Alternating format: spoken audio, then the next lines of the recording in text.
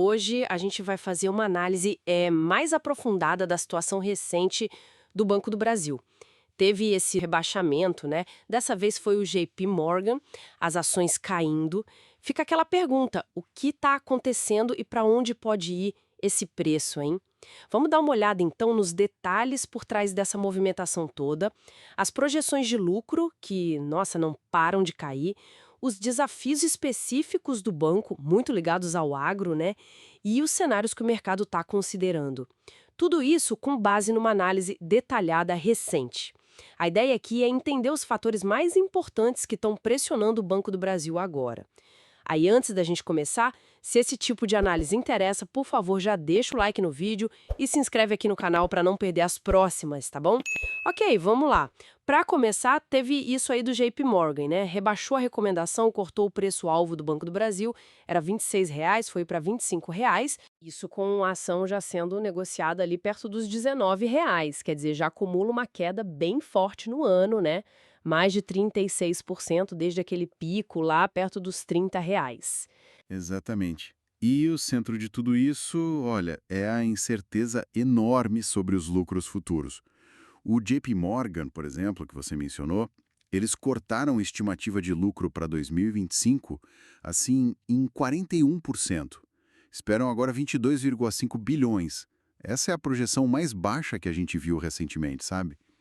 E isso implica um ROE, o retorno sobre patrimônio líquido, de só 12%. 12%, nossa. Pois é.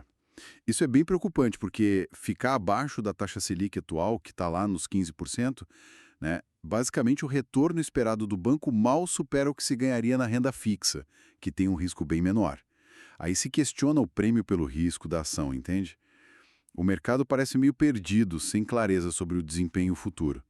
Daí vem esses cortes contínuos nas projeções. E já tem um burburinho que o segundo trimestre de 2025 vai ser o pior do ano para o banco. A expectativa é de um lucro baixo mesmo, talvez ali na casa dos R$ 4 bilhões. Teve até um susto, né, com os dados preliminares do Banco Central que indicavam algo pior ainda. Mas é bom lembrar que esses números seguem uns padrões contábeis diferentes, né, mais focados no caixa, sem consolidar resultados importantes de subsidiárias como a BB Seguridade. Mesmo assim, a expectativa para o resultado oficial não é das melhores. E aí entram um dos maiores desafios do banco, essa ligação muito forte com o agronegócio. Isso é ótimo quando o setor está bombando, mas vira um peso enorme em momentos difíceis, como agora. A inadimplência no agro, olha, está em níveis recorde. Recorde? Sério? Sim, para ter uma ideia, 51 bilhões em empréstimos rurais foram prorrogados só no primeiro trimestre. Isso é quase 12% da carteira rural do banco. É muita coisa. Caramba, 51 bilhões! E aí você junta isso com o erro nas projeções passadas do próprio banco. Lembra que eles chegaram a estimar lucros bem acima de 40 bilhões de reais. Lembro sim. Uma diferença enorme para o que se espera agora. Exato. E some a isso o fato de que os bancos privados estão indo relativamente bem. Isso cria um quadro bem complexo para o Banco do Brasil. E ainda tem uma pressão vendedora forte, sabe? Muita gente operando vendido, o tal do short selling, apostando na queda do preço. Impressionante esse volume de 51 bilhões prorrogados. Com toda essa pressão nas projeções e esse problemão no agro, começa a surgir aquela dúvida: será que a ação pode cair até 15 ou 16 reais? Se a gente olhar para trás, para 2021, quando o banco lucrou perto de 20 bilhões de reais, que é um número parecido com essas estimativas mais pessimistas de agora, o preço ajustado estava mais ou menos nessa faixa, né? Mas tinha a questão da Selic, que era bem mais baixa naquela época, não era? Exato, tem essa ressalva importante da Selic. A comparação histórica não é perfeita por causa disso. Mas sim, nesse patamar de R$ 15 e assumindo um lucro anual de 20 bilhões, o Banco do Brasil estaria negociando a múltiplos que são considerados muito baixos. A gente fala de um preço-lucro, PL, de umas 4,25 vezes. Ou seja, o mercado pagaria só R$ 4,25 para cada um de lucro anual esperado. Bem baixo mesmo. E um preço-valor patrimonial, o PVP, abaixo de 0,50. Significaria que a ação valeria menos da metade do valor contábil dos ativos do banco. Historicamente, são níveis muito baratos. O grande risco, porém, é o seguinte: e se o lucro cair ainda mais? Se for para 15 bilhões ou 12 bilhões? por causa dessa dificuldade toda em reverter a inadimplência do agro. A gestão tem um desafio estrutural enorme pela frente, não é só conjuntural. Então, para o investidor, o cenário parece exigir bastante paciência, né? A recuperação pode levar anos. E nesse meio tempo, os dividendos devem ser menores. Talvez um payout ali entre 20% e 30% por aí.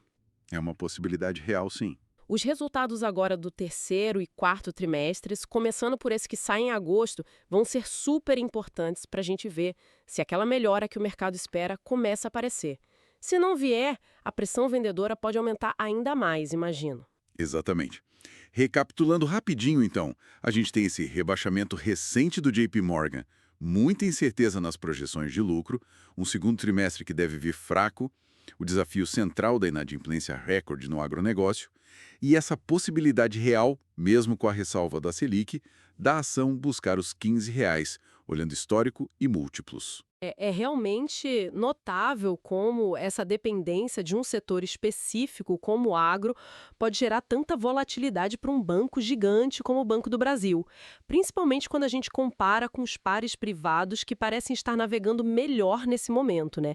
A gestão tem uma tarefa bem complexa pela frente para reequilibrar as contas e, claro, reconquistar a confiança do mercado. E pensando em tudo isso que a gente conversou, o que mais chamou atenção aí para quem está ouvindo? Foi essa possibilidade do preço chegar nos R$ 15 ou o tamanho desse desafio no agronegócio? Deixe um comentário aqui embaixo compartilhando a sua perspectiva. O que achou mais relevante? Isso. E, claro, não esquece de curtir o vídeo se achou útil essa análise. Confere também se já está inscrito ou inscrita no canal.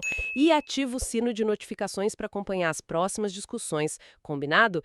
Lembrando sempre, este conteúdo não é uma recomendação de investimentos. Cada um precisa fazer sua própria análise, tá certo?